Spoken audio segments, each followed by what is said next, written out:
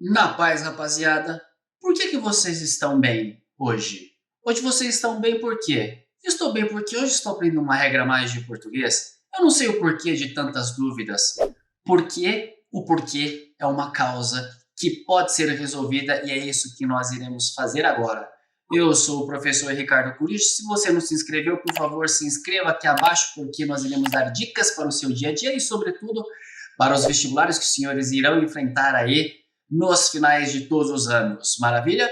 Ok, pessoal, então para que nós entendamos o porquê, eu costumo dizer que eu faço uma gramática de rua, eu vou tentar fazer da maneira mais simples, mais chã, para que nós possamos compreender aí o funcionamento deste porquê. Vamos aí então, pessoal, entendermos o funcionamento do porquê. Maravilha! Não é? Nós temos diversos casos aqui, aliás, há um outro que eu vou colocar aqui de brinde para vocês e nós fechamos a nossa aulinha dica com um exercício para ver como é que vocês absorveram a matéria. Vamos lá então.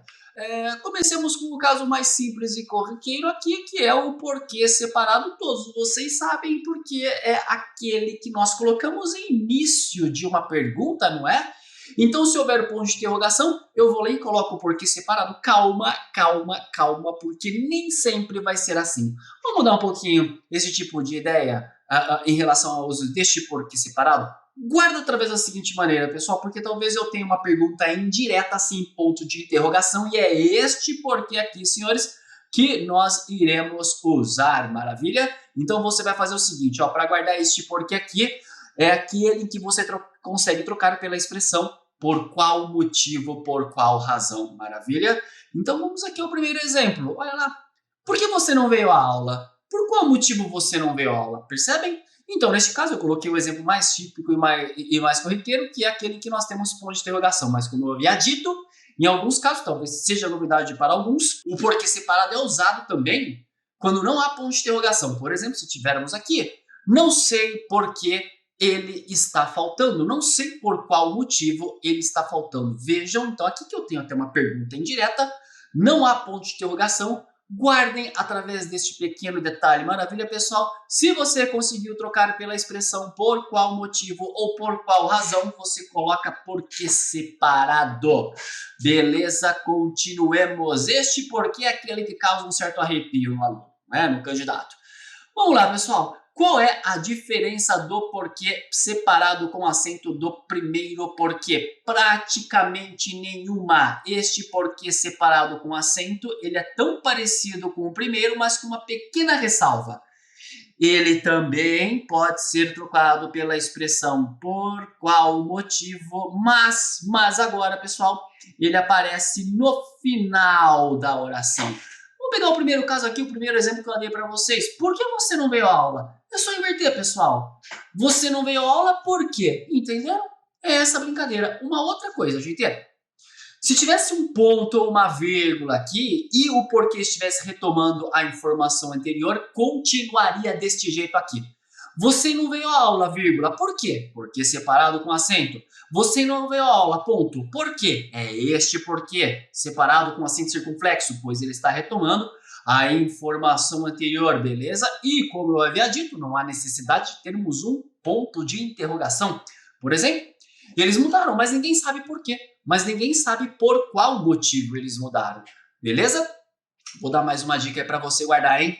Gente, quando é que você coloca acento circunflexo no quê? Em algumas situações, tá? Quando o que ele é substantivado. Nossa, ela tem um quê de investigadora? Ela tem um quê de investigadora. Reparem que eu substantivei o quê? Que é uma conjunção, e neste caso virou um substantivo, não é? Ela tem um toque, um tempero, neste caso. Então você vai lá e coloca acento circunflexo. Você também coloca acento circunflexo no que quando for uma interjeição. Que? Não é? Imagina que alguém fala alguma coisa que te tira do chão, você diz que é este com acento circunflexo. Mas muito bom agora. Para que você está estudando? Inverte. Você está estudando para quê? Acento circunflexo. O que você falou para a minha irmã? Inverte. Você falou para a minha irmã o quê? Em acento circunflexo, tá? Por que eu coloco acento circunflexo aí? É para tornar mais evidente. É como se de algum modo eu colocasse uma tonicidade na pequena palavrinha, não é? E dar um destaque especial, tudo bem? Então, para quê, o quê, porque se você inverteu, colocou lá no final, coloca acento circunflexo, maravilha? Então, tá aí. vamos para o próximo caso, que é o mais simplesinho de todos, né, pessoal? Este porquê aqui é o que eu chamo de conjunção. Quando é que nós usamos? Para, causa, explicação. Na minha opinião, é o mais simplesinho de todos, pessoal. Não veio porque está doente, ou então é admirado porque é uma boa pessoa. Esse realmente é bem tranquilo. E faço já uma pequena observação. Observem aqui, pessoal. Se nós tivermos, você não mudou seu comportamento comigo, é porque não voltamos a falar sobre nossa relação? Senhores, reparem que este porquê aqui, não é? É uma justificativa na própria pergunta, não é? Não é exatamente a pergunta em si. Você não mudou seu comportamento comigo. Eu já estou dando a causa. É porque não voltamos a falar sobre nossa relação? Então, como eu disse, não fica com decoreba a respeito. É ponto de interrogação. Eu vou colocar porque separado. Não! Leiam, interpretem, porque desse jeito vai ficar um tanto mais simples, bem? E faltou o último uso que para mim também é bem tranquilo, o porquê acentuado. O porquê tudo junto acentuado, senhores, nós usamos quando for sinônimo de um substantivo. Quando eu posso colocar no lugar motivo, razão. Por exemplo, não sei o porquê de tanto barulho. Reparem, pessoal, neste caso aqui, ó, aqui o nosso artigo o, ele é o responsável pela substantivação do termo. Não sei o motivo, não sei a razão de tanto barulho, ou então não encontramos um porquê para essa situação. De novo, reparem que eu destaquei aqui, pessoal, novamente o artigo, que é responsável pela substantivação do porquê. Então tem que ter sempre artigo para ver a substantivação do porquê? Não. Vamos dar um exemplo? Não há porquê para angústia, não há motivo, não há razão para angústia. É este porquê aqui, pessoal, em que nós temos tudo junto e com acento. Eu poderia iniciar essa aula com o seguinte título. Nós estamos falando do uso do porquê. Eu colocaria isso aqui, não é? Uso do porquê, de mais o. Eu tenho um artigo substantivando o uso do porquê. É este caso aqui, maravilha?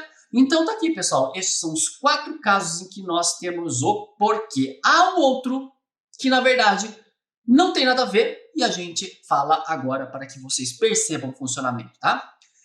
Eu posso ter um que é pronome relativo e um por que vem antes porque o verbo pede. Como assim?